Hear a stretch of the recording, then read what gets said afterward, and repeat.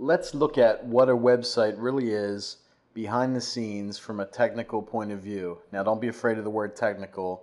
I'm just going to show you what the structure of a website is so you can begin to make one.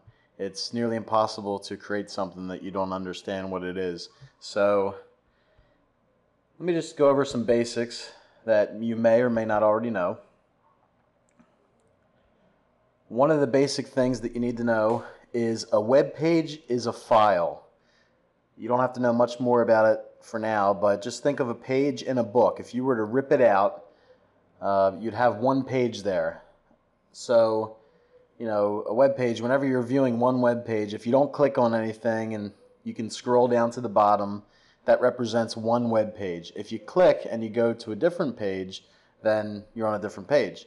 So it's very similar the way that a website is organized, where a website is made up of a bunch of web pages. So the smallest element that you can really think of as a building block for a website is a web page. I'm going to show you how to create web pages and how to do all that stuff. Now, images, just think of a page in a book. Sometimes pages have, they usually have text or words on the page, but they have pictures as well. Now, with a standard book, you'll see the picture printed on the page. Now, with web pages, I do want to make a distinction here that the image itself that's being displayed on the web page, that's a separate file. That is not connected to the web page. It's not somehow part of the web page, even though the web page is using that file to display. Once you see some examples, this is going to make perfect sense to you, but I just want to let you know that the graphics that you see on websites, the words are actually part of the web page themselves, but the graphics are actually separate files that page is calling on, and it's displaying that image onto the page, but the image itself is not stored or part of that page. So just keep that in mind, and it'll make sense by the end of this how to create a website mini course within the necessary website creation tools main course that you're learning here. Now, I've already said this, but a website is a folder containing web pages and images that are linked together. Now, there could be other files in a website. If there's some kind of software that you're providing for download, like if you're selling an ebook that people are going to download, that can be in the website as well, and we will get to that later on in the course. But I'm just giving you a basic definition. All websites are going to have web pages and images inside if it's a functional website. I don't know of too many websites anymore that don't have any images or don't have any web pages. If it doesn't have a web page, it's pretty much not a website, or it's just a completely empty website. So those are the basics. To have a website, you need web pages and images, and they need to be linked together. But keep this in mind. A website is just a folder that has a bunch of web pages in it. That's the simplest definition that I can think of for you. Now, file extensions. Remember, I said images are separate files. Now, when you make a web page, you insert images so that the web page can take that image from where it's at and it can display it onto the web page. So the file needs a home. It needs to live somewhere.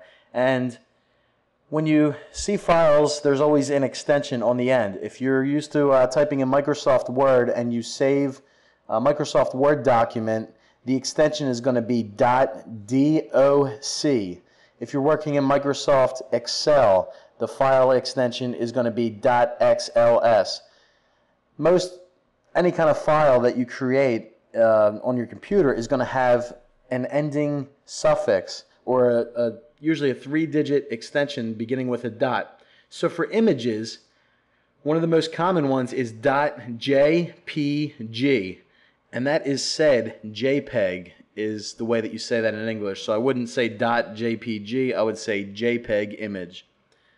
Another one is a GIF image, and that's .gif. JPEGs and GIFs are going to be the most common images that you use. You're going to be able to create these images, and you're also going to be able to use them from images that you find. So the .jpeg and the GIF files are the main ones you use. Now, the bitmaps, this is pronounced bitmap. So .bmp is the bitmap file. And I don't even really use the bitmap files too much. I know they're out there, and I know some people use them. I really don't like the quality that these images use, so I just want to give you an awareness of the bitmap image and just let you know it's out there, but I don't really use it that often. There are also other extensions besides these three, but the JPEG and the GIF are the most common formats, and they probably make up, I don't even know percentages, but these make up the high majority of all the images that you're going to be seeing.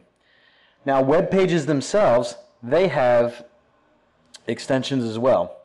So .html is the most popular extension for web pages. There's also .htm, and you can basically use these interchangeably. .html, .htm.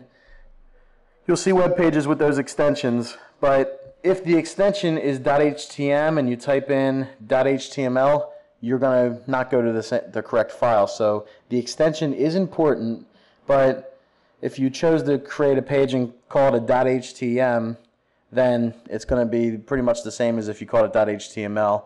And usually when you're creating web pages, it just automatically creates a .html page.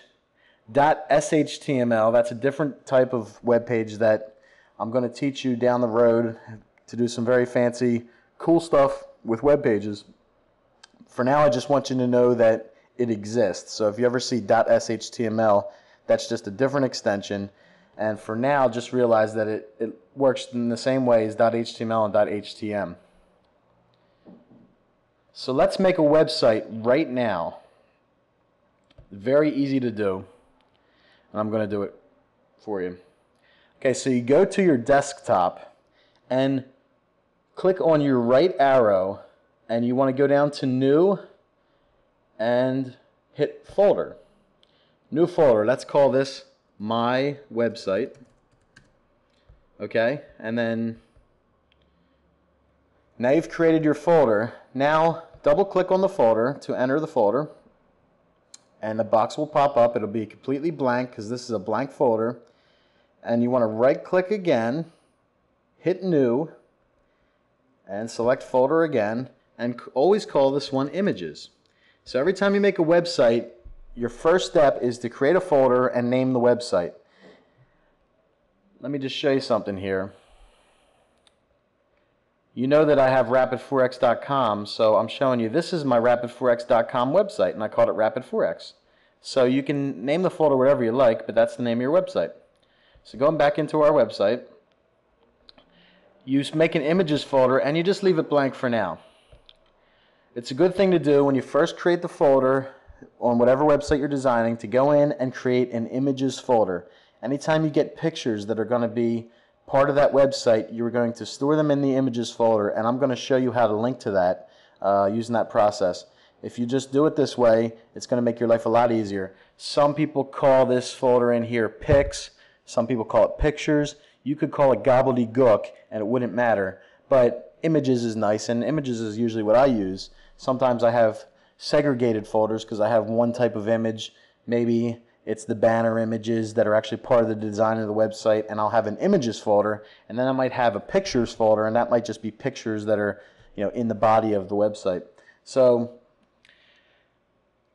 to make a blank website when you're just starting, the first thing you do, you right click, and I've already done this. So you right click,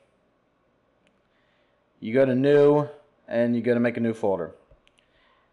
Name the folder something, go inside, do the same right click, new thing, make another folder, and you call that Images.